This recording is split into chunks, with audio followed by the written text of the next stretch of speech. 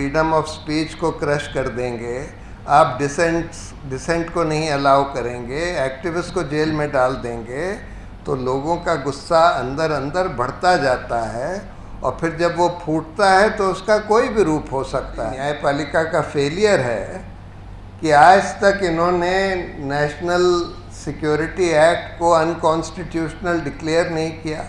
मेरी राय में बिल्कुल अनकॉन्स्टिट्यूशनल है। इस तरह का प्रिवेंटिव डिटेंशन लॉ हमारे संविधान के बिल्कुल खिलाफ है। ये जो इनजस्टिस है कि लोगों को बगैर ट्रायल के सालों साल तक जेल में रखा जाता है, उनको बेल नहीं दी जाती है, और ऐसे लोगों को जिनका क्राइम का कोई रिकॉर्ड नहीं है, तो ये तो हमारी न्यायपालिका का एक बहुत बड़ा फेलियर है। पेगासस यूज़ करके उनके ईमेल में कुछ डाल दिया गया और उसके आधार पर उनके ऊपर ये चार्ज लगा दिया कि आप प्रधानमंत्री की हत्या की साजिश कर रहे थे। कई लोगों के ऊपर ये चार्ज लगा दिया गया है। तो देश को ये बताया गया था कि भाई अब तो कश्मीर में हालात बिल्कुल नॉर्मल हो जाएंगे और सब मिलिटेंसी ख़त्म हो जाएगी, सब कुछ बढ़िया चलेगा। लेकिन 5 साल बाद जो पिक्चर सामने आ रही है, एक तरफ तो खैर मिलिटेंसी बढ़ रही है और दूसरी तरफ हम देख रहे हैं कि पहले तो शुरू में तो इन्होंने पॉलिटिशियंस को अरेस्ट किया। जितने भी उस समय मेन स्ट्रीम पॉलिटिशियंस थे कश्मीर के, उनको डिटेंशन में रखा, महीनों तक, सालों तक डिटेंशन में रखा। उनको छोड़ा तो उसके बाद फिर एक्टिविस्ट को, सिविल सोसाइटी के लोगों को, जो भी लोग अगर सरकार के खिलाफ कुछ बोल रहे थे, लिख रहे थे या सोच भी रहे थे, तो उनको भी अरेस्ट कर लिया गया और अभी तक बहुत सारे लोगों को अरेस्ट करके रखा हुआ है। और अब हम देख रहे हैं कि वकीलों को, जो मतलब बार एसोसिएशन के प्रेसिडेंट्स रह चुके हैं, जो वहाँ के सबसे प्रोमिनेंट लॉयर्स हैं, जिनका कोई भी क्रिमिनल एक्टिविटी में, किसी तरह की वायलेंट एक्टिविटी में कोई दूर का कनेक्शन नहीं है, उनको अरेस्ट कर लिया गया। वही रात में मिडनाइट को, जैसे कि यहाँ हिंदुस्तान में इमरजेंसी में हुआ था। हिंदुस्तान में जब इमरजेंसी हुई थी तो मिडनाइट को हज़ारों लोगों को अरेस्ट कर लिया गया था। और एक प्रिवेंटिव डिटेंशन का कानून, जिसको उस समय मीसा कहते थे, maintenance of internal security act, वो लगाया गया था। अब इन लोगों को भी मिडनाइट को अरेस्ट कर लिया गया और इनके ऊपर भी एक प्रिवेंटिव डिटेंशन का एक्ट लगाया गया है, नेशनल सिक्योरिटी एक्ट। कोई चार्ज नहीं लगाया गया है, कोई उनके खिलाफ कोई एक्यूजेशन नहीं है कि उन्होंने कोई क्राइम कमिट करी है या कुछ भी गलत किया है। ये कह रहे हैं कि हमको एप्रीहेंशन है कि अगर इनको आज़ाद रखा गया तो ये कुछ गड़बड़ कर देंगे। अरे किस आधार पर आपको ये एप्रीहेंशन है? पहली बात तो इस तरह के जो प्रिवेंटिव डिटेंशन के कानून हैं, मेरी राय में बिल्कुल अनकॉन्स्टिट्यूशनल है। मुझे तो अभी तक समझ में नहीं आया, और ये हमारी न्यायपालिका का फेलियर है कि आज तक इन्होंने नेशनल सिक्योरिटी एक्ट को अनकॉन्स्टिट्यूशनल डिक्लेयर नहीं किया। मेरी राय में बिल्कुल अनकॉन्स्टिट्यूशनल है। इस तरह का प्रिवेंटिव डिटेंशन लॉ हमारे संविधान के बिल्कुल खिलाफ है। ऐसे तो कई सारे कानून हैं, पीएमएलए, यूएपीए, जिसमें कई प्रोविजंस जो हैं बिल्कुल गैर संवैधानिक हैं।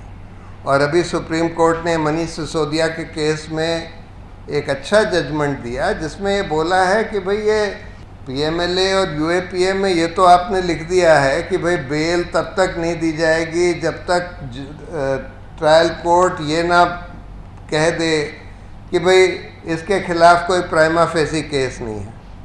अब ट्रायल तो शुरू ही नहीं होती। भीमा कोरेगांव केस में, जिसमें सुरेंद्र गाडलिंग और इतने सारे और हमारे सबसे अच्छे अच्छे ह्यूमन राइट्स एक्टिविस्ट को अरेस्ट किया गया है, 6 साल हो गए उनको जेल में, लेकिन अभी तक उनकी ट्रायल ही नहीं शुरू हुई है। लेकिन दुर्भाग्य की बात यह है कि ये जजमेंट तो अब आया है मनीष सिसोदिया का, लेकिन इतने साल से ये जो इनजस्टिस है कि लोगों को बगैर ट्रायल के सालों साल तक जेल में रखा जाता है और उनको बेल नहीं दी जाती है, और ऐसे लोगों को जिनका क्राइम का कोई रिकॉर्ड नहीं है, पुराना कहीं क्राइम का कोई रिकॉर्ड नहीं है। यहाँ दिल्ली राइट्स के केसेस में भी हम देख रहे हैं, उमर खालिद और तमाम लोग हैं जो कि 4-4 साल तक जेलों में पड़े हुए हैं और उनको अभी तक बेल नहीं दी गई है। कुछ लोगों को बेल मिल गई, लेकिन अधिकतर लोगों को तो अभी तक बेल नहीं मिली है। तो ये तो हमारी न्यायपालिका का एक बहुत बड़ा फेलियर है कि ये सब देखते हुए भी कि देश में क्या हो रहा है, किस तरह से सारी एजेंसीज, खासकर एनफोर्समेंट डायरेक्टरेट और सीबीआई वगैरह का दुरुपयोग किया जा रहा है, ये सब देखने के बाद भी इन लोगों को जेल में सड़ने दिया जा रहा है, उनको बेल पर भी नहीं छोड़ा जा रहा।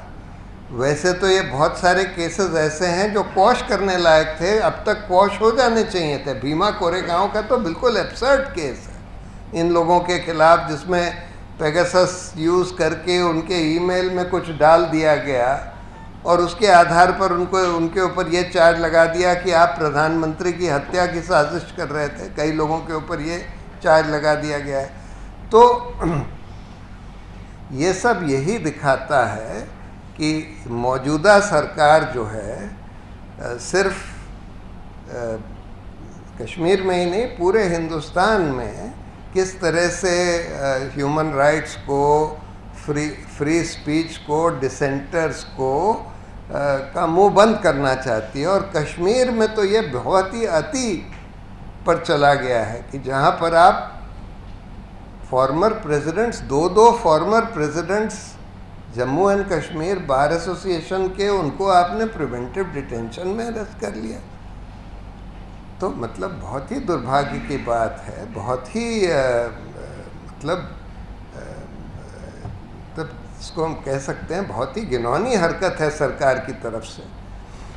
तो हम लोगों का यही डिमांड है कि इनको देखिए, अगर इस तरह की चीज़ें होती रहती हैं और तो अंदर अंदर गुस्सा लोगों का बढ़ता रहता है। जैसे कॉलिन ने बताया, जब गुस्सा बढ़ता रहेगा, आप फ्रीडम ऑफ स्पीच को क्रश कर देंगे, आप डिसेंट को नहीं अलाउ करेंगे, एक्टिविस्ट को जेल में डाल देंगे, तो लोगों का गुस्सा अंदर अंदर बढ़ता जाता है और फिर जब वो फूटता है तो उसका कोई भी रूप हो सकता है। वायलेंस भी हो सकता है और कहीं कहीं जैसे बांग्लादेश में थोड़ा वायलेंस हुआ, लेकिन एक तरह से एक पीसफुल रेवोल्यूशन हो गया, तो अल्टीमेट तो उसका फिर रेवोल्यूशन ही होता है।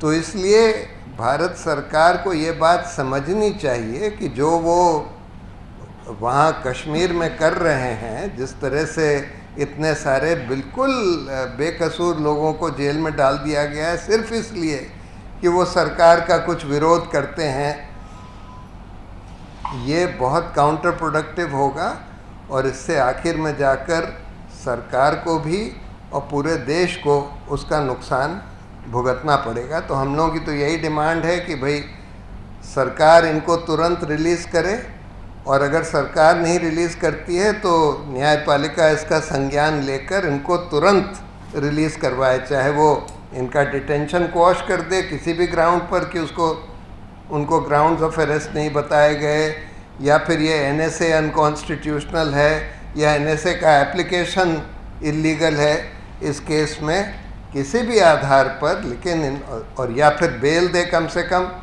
लेकिन इन लोगों को इस तरह से जेल में रखना तो बहुत ही अनजस्ट, अनलॉफुल और काउंटर प्रोडक्टिव होगा। Thank you. नेशनल दस्तक की आपसे गुजारिश है कि अगर इसको बचाना चाहते हैं तो नेशनल दस्तक को सब्सक्राइब करने के लिए रेड कलर के सब्सक्राइब बटन को दबाएं, फिर बेल आइकन की घंटी दबाएं। नेशनल दस्तक को बचाने के लिए बहुत जरूरी है कि हर खबर को शेयर करें, लाइक करें, कमेंट जरूर करें।